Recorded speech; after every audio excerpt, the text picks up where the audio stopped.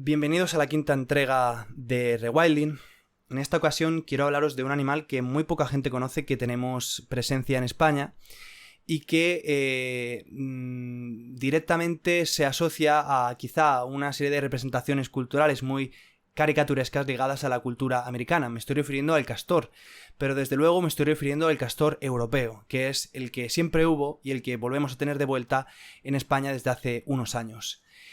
Lo primero que quería hacer es leeros un texto de Estrabón, de una de las crónicas del geógrafo griego, escrita hace unos 2000 años, sobre los castores en la península, que dice de la siguiente forma. Produce la Iberia muchos corzos y caballos salvajes. Fijaros, también habla del caballo salvaje, del extinto tarpán, ¿no?, que desapareció en España allá por el siglo XVI, diríamos en la región de La Mancha, precisamente, muy cerquita de donde yo estoy, y aparece recogido en el Quijote de una forma maravillosa. Es fantástico que aparezca recogido en un libro tan icónico. Pero bueno, volvemos, ¿no? Dice, produce la Iberia muchos corzos y caballos salvajes, y en algunos sitios lagunas con muchas aves, es decir, patos y otros pájaros parecidos. También hay muchas avutardas. En los ríos hay castores, pero su castoreo no tiene la misma calidad que en el Mar Negro. El castoreo es un producto derivado de la grasa del castor que se utilizaba para fines medicinales. El castor era una especie que se utilizaba para muchas cosas. El uso de su piel, el consumo de su carne y el castoreo hicieron que el castor comenzase un declive imparable que desembocó en su extinción en la mayoría de los ríos peninsulares allá por el siglo XV y XVI, y que resistiera, según el mayor consenso, hasta el siglo XVII en el río Ebro, pero hay algunos autores que sostienen que hasta el siglo XIX, hasta que finalmente toda esta presión humana causó su extinción. Bueno, en el año 2003 se detectó la presencia en uno de los afluentes del Ebro, en la comunidad de Navarra, y se alertó a las autoridades. Rápidamente comenzó una campaña de exterminio del castor en España, alegando que se trataba de una especie exótica invasora. Según se supo por las investigaciones, en el año 1999 es cuando un grupo ecologista de origen europeo liberó una población híbrida de castores de dos ríos distintos del norte de Europa en la cuenca del Ebro. Yo entiendo que esta liberación por las bravas, este rewilding desconsiderado con las instituciones, es peligroso y no puede ponerse en práctica porque, aunque existan razones de peso de tipo científico, histórico, etc., para tener una argumentación sólida sobre la reintroducción del castor en España, lo más lógico es producir una serie de campañas que favorezcan los cauces legales para que estas reintroducciones se lleven a cabo, ¿no? Esto sería lo más adecuado. Pero entiendo que la legislación es lenta y que estos grupos de unas posiciones un poco más radicales dentro del ecologismo se tomaron la justicia de mano propia con una buena intención, no me cabe ninguna duda, y desde luego, dadas las circunstancias, a día de hoy celebro de que hayan castores en España. Seguramente no lo sabrían si no hubiera sido por eso, pero claro, si legitimamos esta introducción con toda su justificación, como bien vengo diciendo, tampoco estamos siendo demasiado firmes a la hora de tomarnos en serio la conservación y la gestión ambiental. En este sentido, creo que sí que es bastante reprobable que se tomase una medida sin tener en cuenta los cauces institucionales, ¿no? Bueno, como decía, en el año 2003 se localiza la presencia de castor y hasta el año 2009 el castor fue objeto de persecución por esto que decía, ¿no?, de que era considerado una especie invasora. Durante ese tiempo de unos 15-16 años hubo un proceso, un debate, ¿no?, entre todas aquellas organizaciones ecologistas y científicos partidarios de que se quedase el castor, de que no fuera exterminado. La masacre fue total. Yo en aquellos años recuerdo que lo vivía con muchísima intensidad porque yo publicaba en un blog que se llamaba Fauna Ibérica e Insular en Facebook. Ahora ya no tiene ese nombre, ahora pone Sergio Natura, periodista ambiental. Y recuerdo que lo vivía con gran dramatismo, ¿no?, porque las cifras de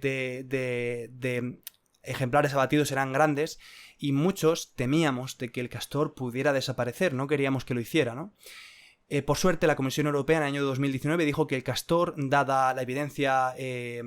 La evidencia en el registro fósil, ¿no?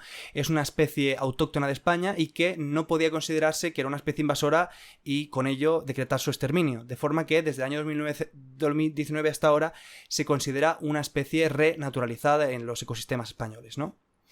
Es muy curioso porque en los años 70 se liberaron en España especies invasoras como el coipú o el siluro en la misma zona, en la cuenca del Ebro, y parece ser que a las instituciones no les molesta tanto. Y la explicación es muy sencilla, y es que el coipú es una especie, un roedor también de origen sudamericano, pero que tiene una aplicación en las factorías peleteras, ¿no? En las fábricas peleteras, que produce una gran rentabilidad económica, lo cual el castor, que es una especie protegida dentro del territorio europeo, pues no puede dar. Entonces, estamos siempre con las mismas de siempre, ¿no? Las especies que nos interesan para ciertos fines económicos sí, las que no nos interesan no. Y lo mismo con el siluro. El siluro es una especie que ha desplazado a muchísimas especies autóctonas de peces, ¿no? Que es un pez muy agresivo, muy generalista y que ha alterado muchos ecosistemas donde ha llegado. Y, sin embargo, pues las instituciones no tienen nada que decir a este respecto. ¿Por qué no tienen nada que decir a este respecto? Porque el siluro es una especie que da muchos réditos económicos, porque es uno de los mayores peces de agua dulce del mundo, el siluro europeo, y la pesca deja en dividendos argumentos de sobra para que la administración no decrete su exterminio, ¿no? Entonces, bueno, lo mismo de siempre. Era muy curioso, ¿no? Porque, claro, las personas que estaban en contra de la permanencia del castor argumentaban que el castor podía alterar y dañar la vegetación de ribera. Me llama mucho la atención porque, claro, el castor en el Ebro desaparece más o menos cuando se está creando el delta del Ebro. El delta del Ebro se crea porque la deforestación de la vegetación de ribera hace que los sedimentos dejen de retenerse en el cauce del río y empiecen a llegar hasta el tramo final y se empiezan a colmatar en el tramo final del Ebro. Es curioso que se acuse al castor, ¿no?, de causar daños en la vegetación de ribera cuando durante los miles y miles y miles y miles de años de presencia del castor no se formó el delta del Ebro, es decir, que su impacto sobre la vegetación de ribera no era tal como para que se colmatasen en el tramo final de ríos en los sedimentos, y sin embargo, cuando ha desaparecido se empieza a formar el delta del Ebro, ¿no? Y empiezan a decir que el castor es un peligro para la vegetación de ribera. Es incongruente totalmente. Es decir, si el castor fuera un peligro para la vegetación de ribera, durante el periodo de presencia del castor se hubiera formado el delta del Ebro, ¿no? Pero no lo hizo. No sé si me estoy explicando. Lo hizo precisamente cuando desapareció, cuando no estaba, ¿no? Es decir, que realmente es todo lo contrario. Es todo lo contrario. El castor lo que hace es favorecer que exista una mayor diversidad y complejidad de los ecosistemas de ribera y no atenta contra la vegetación de ribera en absoluto, ¿no? Más que nada porque no va a atentar contra el propio ecosistema que le hace posible, ¿no? Desde luego los animales se comportan con cierta lógica y sobre todo el castor, que es un animal con una cultura muy compleja. Ya sabemos que eso al margen, ¿no?, del comportamiento lógico de los animales y su adecuación a las leyes de naturaleza, pero bueno, que sabemos que el castor es un animal verdaderamente interesante porque tiene una cultura compleja, es un arquitecto, ¿no?, moldea los ecosistemas y encima tiene esa gran capacidad de crear presas que se adaptan de forma específica a cada condición concreta de cada río. Es decir, que tiene la inteligencia suficiente como para construir arquitecturas con la complejidad necesaria como para adaptarse a las condiciones de caudal, etcétera, de cada cuenca hidrográfica concreta. Es decir, que es un animal verdaderamente interesante, ¿no?, en ese sentido. Pero bueno, el tema es que los partidarios de la defensa de la permanencia del castor argumentaban pues todos los beneficios ecológicos que el castor podía desempeñar en los ecosistemas, muy al margen ya de que tenga derecho a existir aquí, porque es una especie que vivió durante miles de años en la península ibérica y no tenemos ningún derecho a determinar que no tiene que estar. Es decir, lo lógico hubiera sido que las instituciones hubieran impulsado su reintroducción y, bueno, lo lógico sería que de ahora en adelante se impulsase su reintroducción en el resto de cuencas fluviales de la península ibérica, o sea, sin más dilación, ¿no? Porque va a tener muy complicado el castor saltar de la cuenca hidrográfica del Ebro a cualquier otra cuenca hidrográfica. Desde luego, de vez en cuando salen a tierra y cruzan tramos significativos, pero Yo no sé si existe algún afluente del Ebro o si en algún tramo el Ebro queda lo suficientemente cerca de otra cuenca hidrográfica como para que este salto se pueda producir por cauces naturales, diríamos. Creo que en todo caso sería necesario hacer un traslado, ¿no?, de los individuos. El tema es que, bueno, las condiciones ecológicas del castor, bueno, yo como no soy experto en ecología me he apuntado aquí unas cuantas cosas, son principalmente que tiene una capacidad creadora de ecosistemas húmedos, que en esa retención de las aguas está favoreciendo ya no solo, por ejemplo, la aparición de una vegetación más diversa, ¿no?, en la cual tanto, diríamos, carrizo, vegetación fluvial, etcétera, favorecen que, por ejemplo, exista una mayor disponibilidad de lugares para nidificar, ¿no?, en las aves, sino que además retienen el suelo, crean zonas estancadas que en momentos de sequía favorecen, ¿no?, que exista una mayor vida, una mayor biodiversidad en los lugares donde están. Son una especie clave que al alterar estos ecosistemas también causa una serie de diríamos alteraciones en cadena, porque las especies clave lo que hacen es de alguna forma generar las condiciones para que la biodiversidad se incrementa la complejidad de los ecosistemas. Eso también los hace más resilientes porque, como decía, en épocas de sequía el castor es favorecedor, ¿no? También se ha demostrado que los sedimentos se colmatan allí donde los castores crean las presas y eso hace que muchos contaminantes de los ríos se depositen en el suelo y la pureza de las aguas sea mayor. Es decir, que los efectos positivos que están probados, ¿no?, sobre el castor son indudables, ¿no?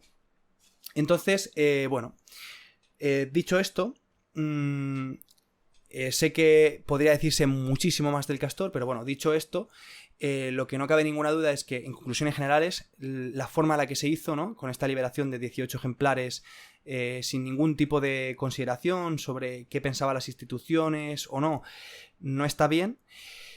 Pero, desde luego, la presencia del castor ha sido... la presencia del castor está totalmente justificada en la península ibérica, no solamente en la cuenca del Ebro. Celebramos que por fin se haya dejado de perseguir, ¿no?, institucionalmente y que se haya cesado, ¿no?, el exterminio organizado del castor. Esperamos que poco a poco se tome conciencia de que el castor tiene el derecho de estar en otras cuencas hidrográficas de la península ibérica y que entendamos que muchos pequeños mamíferos acuáticos, que muchos peces, que muchas aves y que incluso la pureza del agua se ven beneficiadas de su presencia y que en este nuevo momento de la historia en el que tenemos que tomar conciencia, que esto es lo que implica el rewilding. Si no habéis visto y no conocéis qué es la iniciativa rewilding, en qué consiste esta forma de entender la conservación ambiental, os recomiendo que veáis este hilo de vídeos y sobre todo que veáis el primero. El ser humano tiene que favorecer los cauces por los cuales la biodiversidad se mantenga o se incremente, porque unos ecosistemas más ricos en biodiversidad son más resilientes ante todas las adversidades que puedan producirse, y ya que hemos generado unas condiciones ecológicas que son adversas para el mantenimiento de ciertos ciclos ecológicos, y dado que evidentemente, dada la ocupación del territorio, ciertas especies no pueden colonizar de forma natural los ecosistemas, como quizá en otros periodos de la historia, porque las especies avanzan y retroceden, ¿no?, según, por ejemplo, cambios climáticos, etc.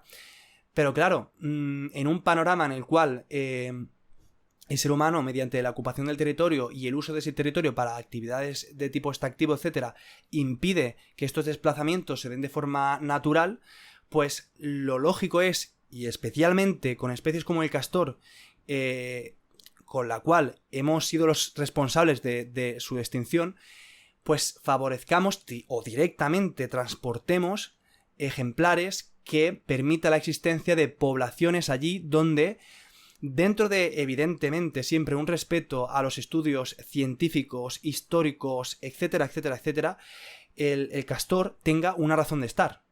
Es decir, me estoy refiriendo a que el castor debe estar en el Guadalquivir, el castor debe estar en el Miño, que debe estar en el Tajo, que debe estar, en fin, y en todos sus respectivos afluentes, por supuesto. Así que bueno, esto es lo que quería decir brevemente sobre el castor.